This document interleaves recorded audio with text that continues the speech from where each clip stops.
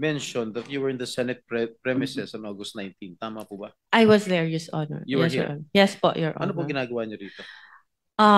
I was invited to do an ocular of the supposed project po na dapat gagawin ko po sa office ng isa pong senator. Okay, Senator Erwin Tulfo po. Why did you tell us straight up?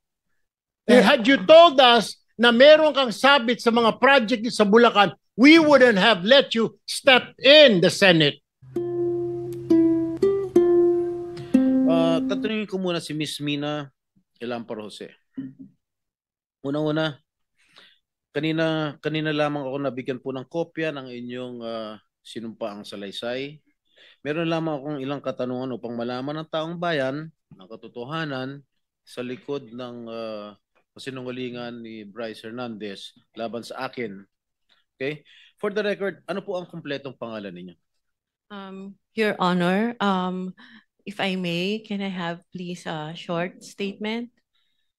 I hope you will not deduct it from my time. Oh, hindi. Kasi yung responses hindi kasama. Go ahead, please.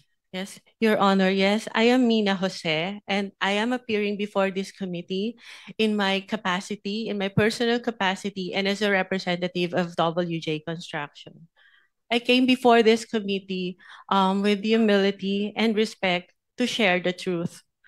First of all, I thank the committee through the leadership of our chairperson, Honorable Senator Panfilo Lacson, for giving me this opportunity to explain my side. Today, I wish to clear not only my name, but also the name of WJ Construction and those personalities who have been unfairly dragged in this controversy. I wish to clearly state first that to the best of my knowledge, Beng Ramos is not and have never been a staff of Senator Jinggoy Estrada or any senator or congressman. I have known her only as a staff of the Blue Ribbon Committee, particularly the Broom. And as far as I know, Beng is a dedicated government employee who has never been involved in any controversy, especially in this anomalous flood control projects that Ade Bryce mentioned in the congressional hearings. And as for myself, I speak from the depth of my heart that I have never engaged in any illegal activity. I have never given nor received any money from any public official or government employee, including this Mr. Bryce Hernandez. Thus, I strongly deny his accusations, the baseless and malicious accusations he threw against me and WJ Construction during the congressional hearing. WJ Construction, which my partner and I have devoted decades of honest work to build, has always stood on the strength of its good reputation. We have completed numerous private and government projects, no ghost projects, no substandards. Our clients can attest to the quality of the work and the integrity with which we conduct ourselves. Everything I know and all that I can share in this hearing, to the best of my knowledge, have been fully narrated in the affidavit that I have submitted to the committee. I am here today to affirm those truths, to defend my integrity, and to stand firm for the good name of WJ Construction, which represents not only my family's livelihood, but the honest labor of the many people who have worked for us. I'm sorry, Your Honor. So emotional. Thank you so much. Thank you, Ms. Mina. Itong affidavit dated September 17, ito ba'y malaya mong ginawa at walang nagpwersa o nananakot sa'yo para gawin ito?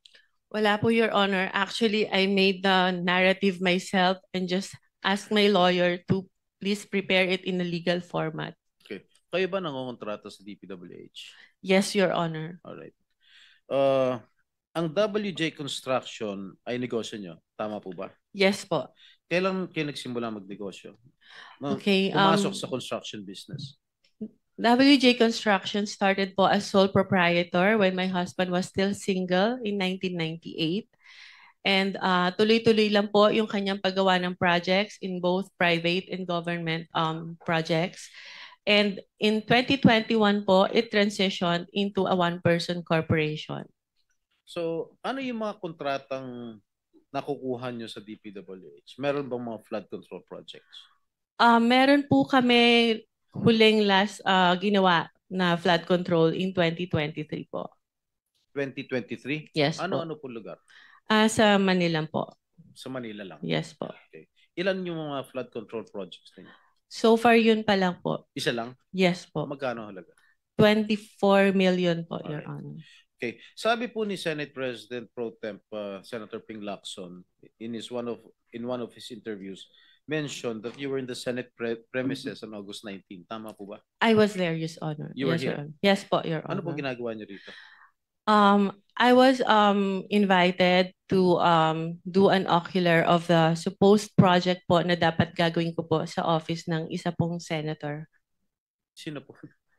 Uh, Pwede ba malaman kung Your Honor, if I may, it was already stated in the affidavit po that I have submitted, and with due respect, sana po not to name na lang po No, the no. good senator because he's not really involved naman po in Yes, I any know. of this. I know that Senator, I vouch for his credibility and Opo. integrity also. So, yung ba ang unang pagkakataon mo na pumunta kay rito Senado? Nagpupunta na po ako dito in the past, Your Honor. In the past, Opo. ano ginagawa niya in the past dito? Matagal na po yon nung senator pa po yung ninong ko, si Joker Arroyo. Kasi po bumibisita po ako sa kanya and yung mga kaibigan ko po sa Broome. So, sino-sino mga pinupunta? Senator niyo? Jinggoy, in fairness to all the senators, not only those present here, I would suggest that Ms. Jose or Mrs. Jose should identify kung kaninong office siya nagpunta. Okay.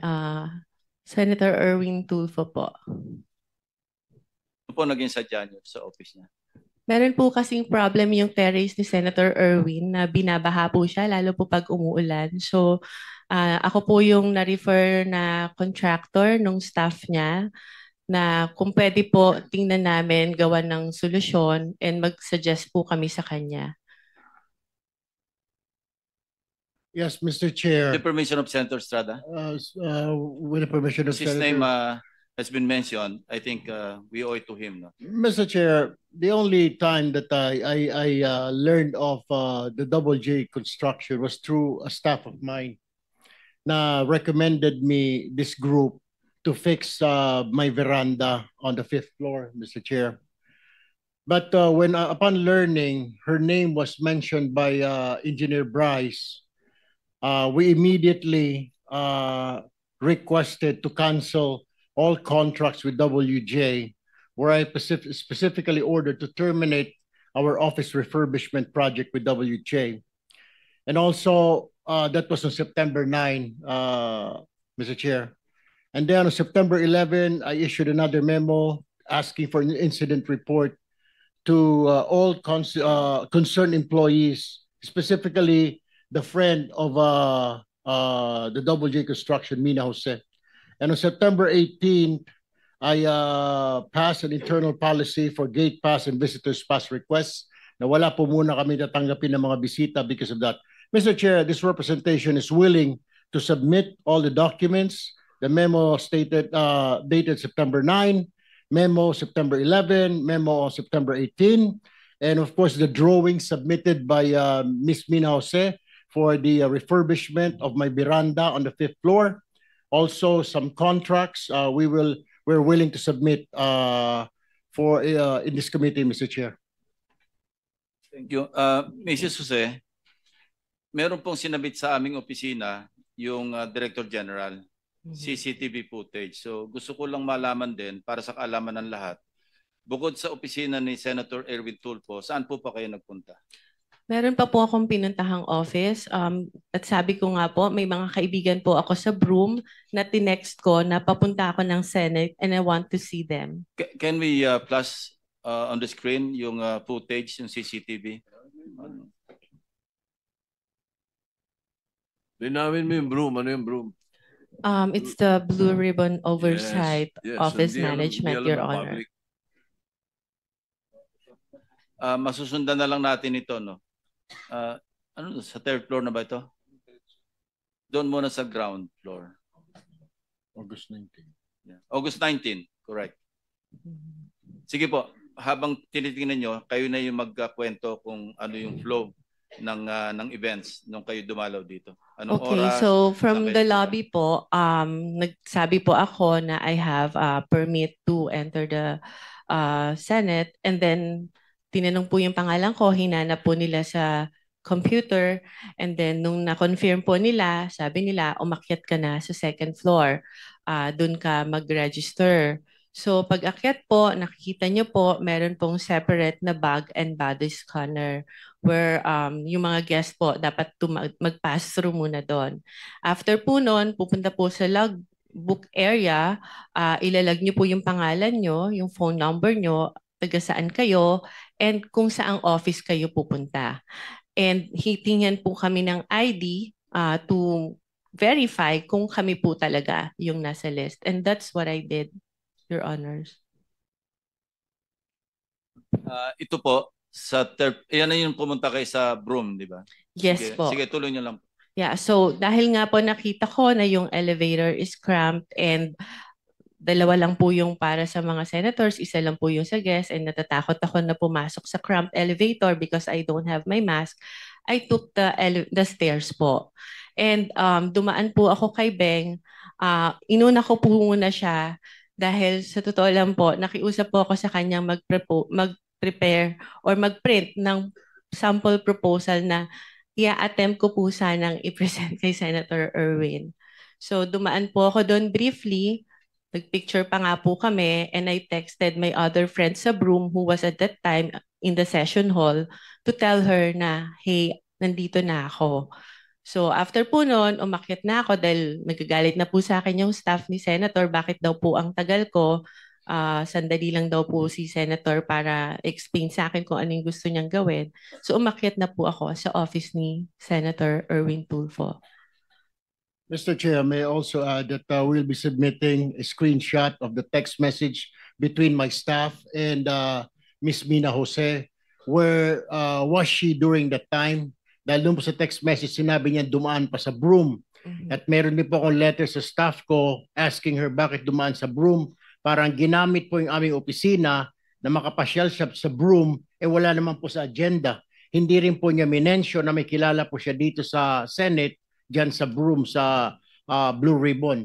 So, in other words, Mr. Chair, parang nagamit po yung opisina ko para dumaan po siya sa Broome kung ano man yung kanyang business doon, Mr. Chair.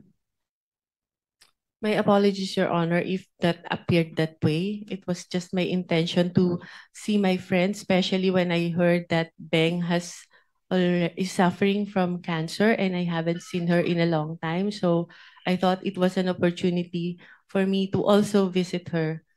Mr. Chair, the question is, you should have told us na may kaibigan ka under investigation. My staff even asked me, Mr. Chair, if you would remember and you lied. Sinabi namin, baka ikaw sabit ka dito sa flood control. Wala po kami, hindi po kami sabit dyan. Ang mga project ko 30 million. Do you remember that? You were asked, Ms. Jose. Yes, Your Honor, because I am of honest belief na wala po talaga kami. You were not, bakit nababanggit ang pangalan mo dito ngayon? Meron ka palang kinalaman dyan sa mga proyekto sa Bulacan na yan. Why didn't you tell us straight up?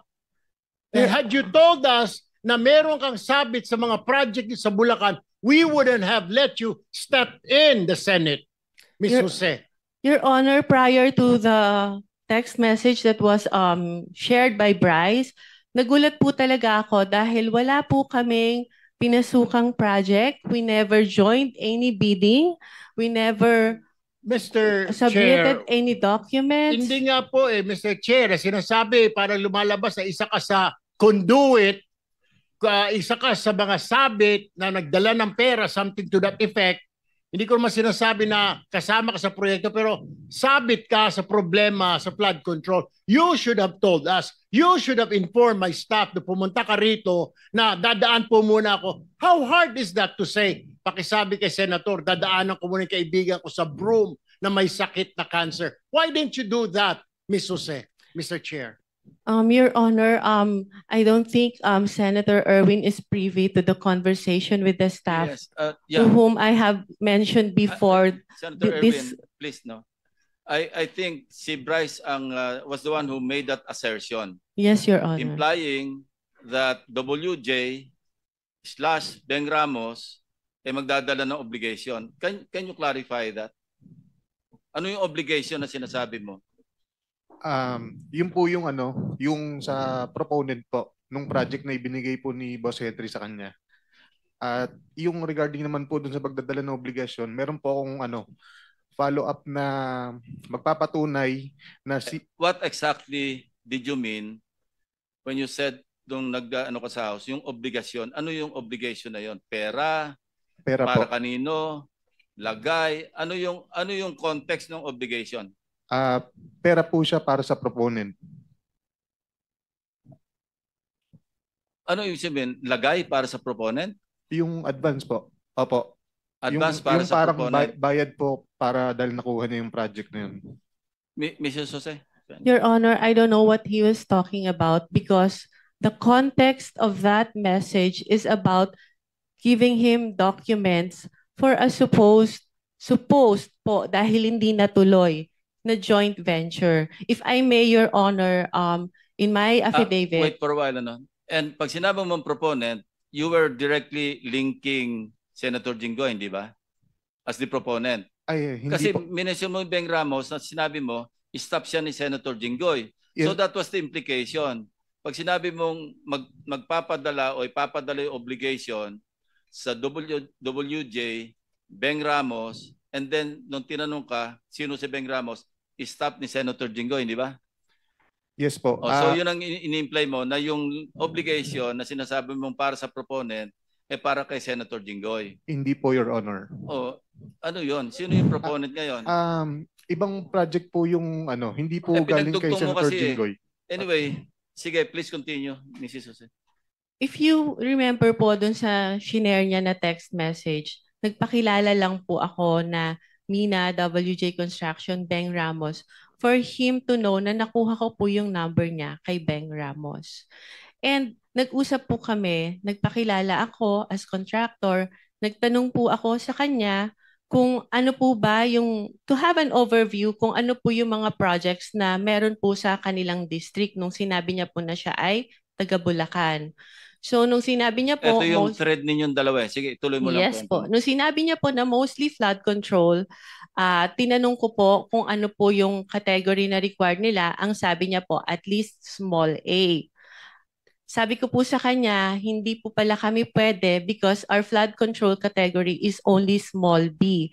So baka hindi na po kami tumuloy. And he suggested po na pwede pa rin naman through a joint venture agreement, which is naman po normal na kalakaran sa construction sa DPWH na if you want to participate in a project na hindi ka qualify, you can do a joint venture with a license na qualified po doon. So our agreement was that, but sa kanya po, bibigyan kita, ipapakilala kita dun sa contractor na qualified, but all the expenses, sabi niya, for the processing of the joint license agreement will be for your account. So ako naman po nag-agree, no? And yun po yung conversation namin. Nasabi ko, sige, ipapadeliver ko dyan yung mga document through my staff. And I have to know pa po kung sino yung taong kausap ko. Kaya medyo ano pa rin po ako medyo cautious pa rin po ako. I want my staff to go there para makilala po siya at kung sino yung contractor na sinasabi niya. Mr. Chair, may Mr. Chair? I interject? Mr. Chair, Yes, Senator with the Marcoleta. permission of Senator Bryce, nung nag-testify ka sa House, matibay yung salita mo na si Miss, ano pangalan? Mina po. Mina, ay magdadala ng pera sa proponent. At ang binanggit mo sa House, si Senator Jinggoy.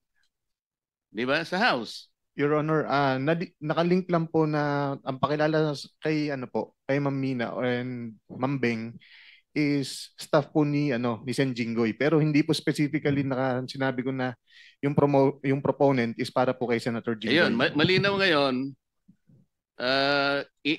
ina-attribute mo lang bale kay Senator Jinggoy dahil stop niya si Beng, tama?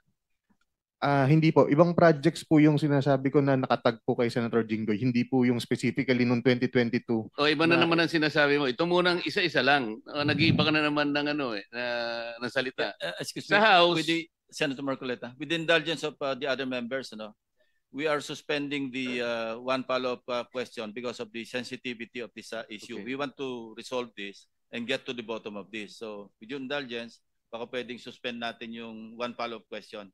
Mag-freewheeling muna tayo. Sandali. Thank you. Thank you, Mr. Chair. So, pero malinaw, merong magdadala, sinabi mo. Ang magdadala si Miss Mina, tama? It's either Miss Mina or Beng Ramos po. Pero merong dadalhin, di ba? Yes po. Malinaw na malinaw yon. Walang Opo. problema doon. Wala pong problema Ngayon, doon. sinabi mo na hindi naman pala si Senator Jinggoy. Specifically, hindi po si Senator Okay, Jinggoy. kanino kaya yon? Proponent lang po ang sinabi sa akin ni boss. Sino nga? Sino yung proponent? Wala, naka-blind po ako doon kung sino pong proponent po.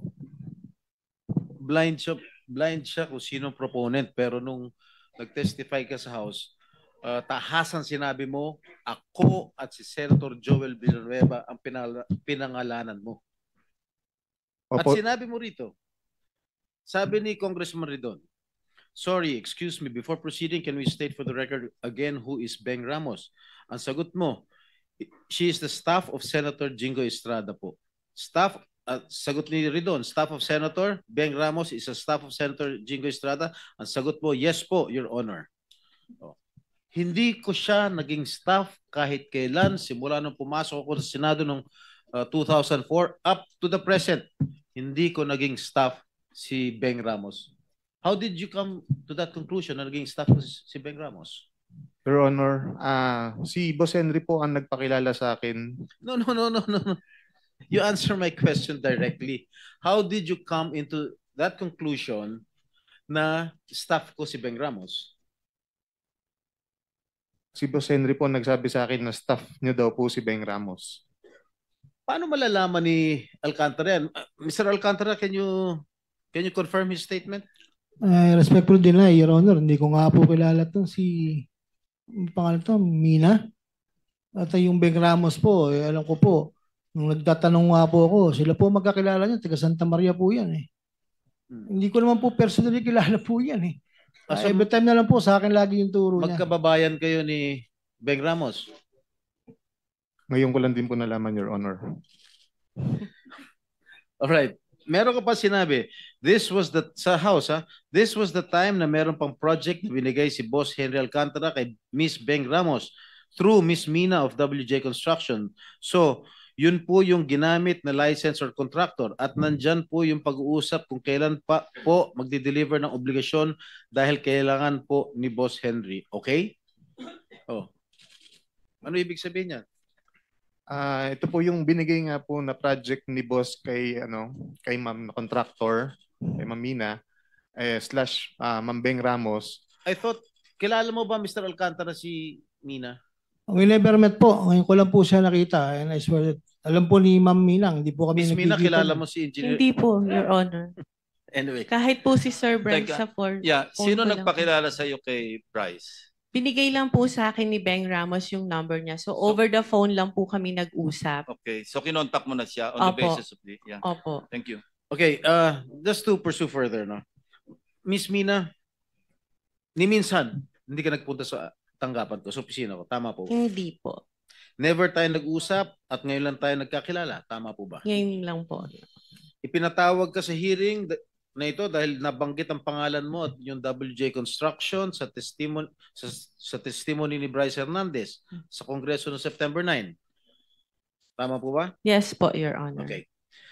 Ito pong text message na inilantad ni Bryce Hernandez doon sa House hearing. Okay? Natatanda mo ba itong text message na ito? Yes po, because I still have that in my Ikaw phone. ba nagpadala nito? Ako po. Ikaw? Ako po. Bakit Beng Ramos ang nakalagay doon?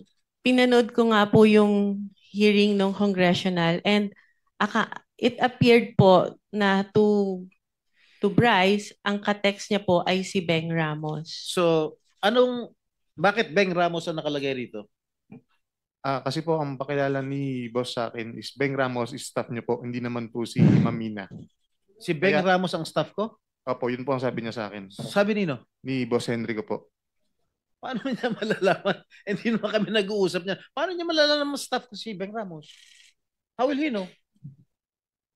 Hindi ko rin po alam. Yun lang po ang sinabi sa akin ni Boss Henry. Kaya po Alam mo, nagkaroon po kami ng connect ni Alam mo, Ma'am Beng Ramos tsaka si alam mo, Ma'am Mr. Mina. Bryce, masyado ka na nagsisinungaling eh.